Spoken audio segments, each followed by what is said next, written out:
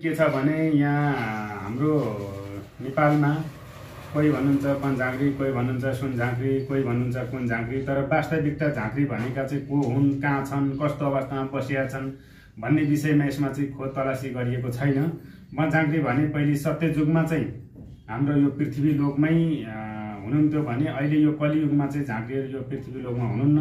उहाँहरू भए पनि हिमाल पर्वतमा हुनुहुन्छ। पञ्झाङ्ग्रीले लगेर सिकाउने, सताउने, ज्ञान गुण दिने भन्ने चाहिँ यो सपना नदेखे पनि हुन्छ र कतिपय भिडियोमा देखेर पनि यहाँहरू जान सक्नुहुन्छ र त्यस्तामा नझुकिनु होला। र जस्तै अब यो देवी देवताका विषयमा चाहिँ अब हामी पूर्वतिरका झाँक्रीहरू चाहिँ विशेष गरी हामी पूर्वेनी मैदानी भनेर मान्छौँ। हामी चाहिँ 1664 बुइनी भगवती भनेर हामीले मानेर भगवतीसँग हामी खेल्ने भएको हुनाले चाहिँ हाम्रो चाहिँ यसरी मन्दिरहरू, हाम्रो यो मन्दिरको पनि नियम हुन्छ। यो मन्दिर हामी यसरी खडा गरेर हामी चाहिँ घुँडीमा खेलेर हिँड्ने झाँक्री पनि हुँ। र विशेष गरी यो चाहिँ मैले यहाँलाई के सुझाव सल्लाह दिन खोजेको हो भनेदेखि जति पनि काठमाडौँमा धामी झाँक्री माताहरू जति पनि हुनुहुन्छ त्यहाँ गएर तपाईँहरूको कुनै पनि काम भएको छैन भने लास्ट स्टेजमा मात्रै हामीलाई सम्झेर आउनु होला।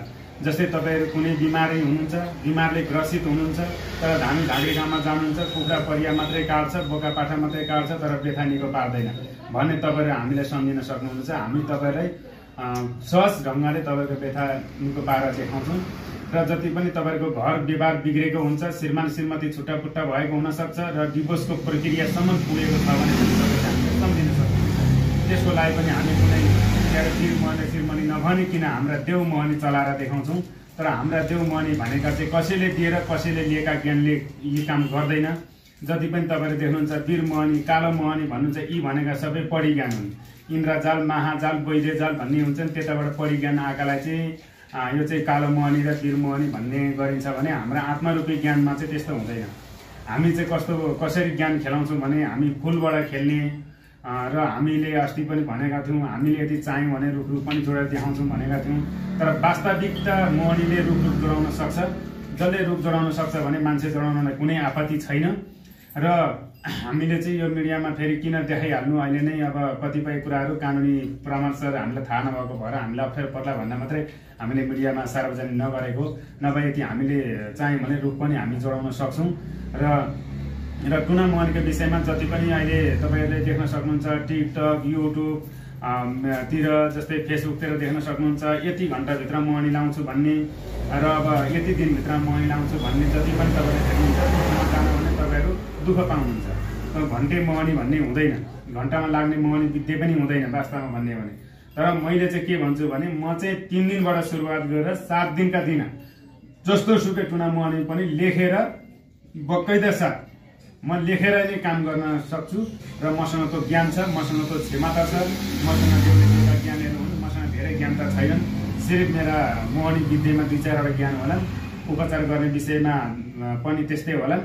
तर पनि त्यतिले नै हामी परलाई काम गर्ने हुन्छौँ। हामीलाई चाहिँ कसैका थानमा गएर उफ्रेर पाफ्रेर कुनै वेद विधान किताब सिताब हामीलाई पढ्नु पनि छैन, पढ्नु पनि पर्दैन। र हामी भनेको चाहिँ दैविक शक्ति कहाँबाट कसरी चालु भयो भन्ने विषयमा चाहिँ अलिकति यहाँ काठमाडौँमा अधिकांश धामी झाँक्रीहरूमा चाहिँ यसमा अनभिज्ञ हुनुहुन्छ। र त्यसले गर्दाखेरि म धामी झाँक्री माताज्यूहरूलाई पनि के मेरो अनुरोध छ भने यदि तपाईँ टुना मोहनी लाउन सक्नुहुन्छ भने मात्रै सक्छु भनेर भिडियोमा बोल्नु। यदि सक्नुहुन्न भने मान्छेलाई भ्रम फैलाउने काम नगर्नुहोस्। र यदि तपाईँले उपचार गर्न सक्नुहुन्छ भने सक्छु भनेर बिमारीलाई हात हाल्नुहोस्। यदि सक्नुहुन्न भने त्यो बिमारीलाई के अरे म यति दिनमा निको पार्छु भनेर भ्रम नफैलाउनुहोस्।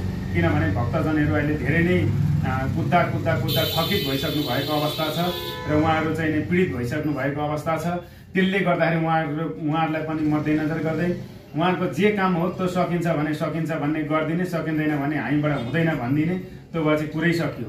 तर त्यसरी चाहिँ मान्छेलाई भोलि आइज, पर्सि आइज, निकोर्सी आइज भनेर भक्तजनलाई बारम्बार बोलाउँदाखेरि भक्तजन धेरै नै पीडित हुनुभएको छ र धेरै दुःख पाउनु भएको छ। टाढाबाट आउने भक्तजनहरूले पालो पाइराखेको अवस्था भने छैन। र अब त्यहाँ उनीहरू लाइन बसेर कति भोगेर तिर्खे बसेर धामी झाँक्री माता गाउँमा चाहिँ अब घर परिवार मिलाइदिनु पर्यो, मेरो बेथा निको पारिदिनु पर्यो भनेर जानुहुन्छ। भरे घर परिवार मिलाइदिन्छु भनेर चाहिँ पैसा खान्छ नहुन्छन्, भरे घर व्यवहार मिलो न उता बेथै निको भयो। यस्तो खालको भ्रमको खेती चाहिँ कोही कसैले नगर्नु होला। र हामी चाहिँ जे बोल्छौँ त्यो गरेर देखाउँछौँ। टुना मनी भन्ने कुरो क्या हो भन्ने कुरो हामी चाहिँ प्रमाणित गरेर देखाउने भएर मैले चाहिँ आजलाई यति भन्दै तपाईँहरू सम्पूर्णबाट बिदा हुन्छु। हजुर नमस्ते। शक्तिशाली झाँक्री महागुरु, आज म तपाईँहरू सामु केही कुरा राख्न गइरहेको छु। सबैले अहिले बजारमा यति हल्ला भएको छ कि सबैले टुना मनी भन्नुहुन्छ, तर वास्तवमा टुना मनी चाहिँ कसैले पनि गर्नुहुन्न जस्तो लाग्छ मलाई। यहाँ गरिदिन्छु, यो गरिदिन्छु, त्यो गरिदिन्छु भन्दै लोभ लालचमा पारेर सबैलाई 2 पैसा आर्जन गर्ने मात्रै बाटो गराइदिएर र भक्तजनहरूलाई दुःख दिने बाटो मात्रै गरिरहेको मलाई जहाँसम्म मलाई लाग्छ। जसले विधि विधान नटेकी केही पनि कामहरू गर्यो भने त्यो कामहरू हुँदैन भन्ने पहिलाका पुर्खाहरूले नै चलाएका रीतिरिवाजलाई र सत्य ज्ञानलाई चाहिँ चालेर जो जान्छ अगाडि त्यो मात्रै हामी कहाँ चाहिँ पूर्णता हुन्छ भन्ने एउटा मान्यता दिन चाहन्छु म चाहिँ। अहिले त्यो छैन, फोटो माग्नुहुन्छ, पैसा माग्नुहुन्छ, लोभ लालचमा पार्ने हो, काम यति दिनमा म गरिदिन्छु भन्नुहुन्छ। वास्तवमा यति दिन उति दिन भन्ने कुरा हुँदैन। त्यसको एउटा समय निश्चित भनेको कसैले भनिदिन्छ म कसैले भनिदिन्छ कि म 1 सेकेन्डमा टुना मनी लगाइदिन्छु भन्छ। 1 सेकेन्डमा त कसैले टुना गरेर त्यो मन्त्र भनेर भ्याइँदैन भने त्यसले 1 सेकेन्डमा के गर्छ होइन। त्यसको पनि विधि विधानले छुने दिन होला, त्यसको पनि छुनु पर्यो, सबै कुरा हेर्नु पर्यो, मिल्नु पर्यो होइन। त्यति भएपछि मात्रै त्यो मिल्ने कुराहरू हुन्छ, नत्र भने यहाँ चाहिँ लोभ लालचमा भयो। सत्य मोहनी चाहिँ अहिलेसम्म हामीले गरेका मोहनीहरू चाहिँ हामी त्यति लोभ लालचमा नपारिकन जे छ यथार्थ उहाँहरूको हेरेर कुन तरिकाले गर्दा कुन विधि विधानले गर्दा चाहिँ हुने हो त्यो विधि विधान अप्नाएर चाहिँ हामी तपाईँलाई 3 दिन 7 दिन र बढीमा तपाईँलाई 21 दिनभित्रमा हामीले जहाँका मान्छे पनि हामीले पहिला पनि भनिसकेका छौँ, विदेश जहाँसुकै होस् हामी मान्छेलाई तान्दिने काम गर्छौँ, मिलाइदिने काम गर्छौँ, सम्बन्ध मिलाइदिने जोडिदिने काम गर्छौँ। तपाईँहरू यो काठमाडौँमा नभएर तपाईँको नेपालभरि जाँदा तपाईँलाई टुना मनीमा तपाईँ जाँदा हैरान हुनु भएको छ।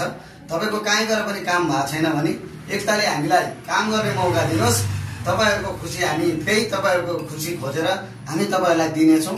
यो मेरो वचन हो। हामी सत्य बोल्छौँ, जे बोल्छौँ सत्य बोल्छौँ, सत्य बाहेक हामी अरू बोल्ने छैनौँ।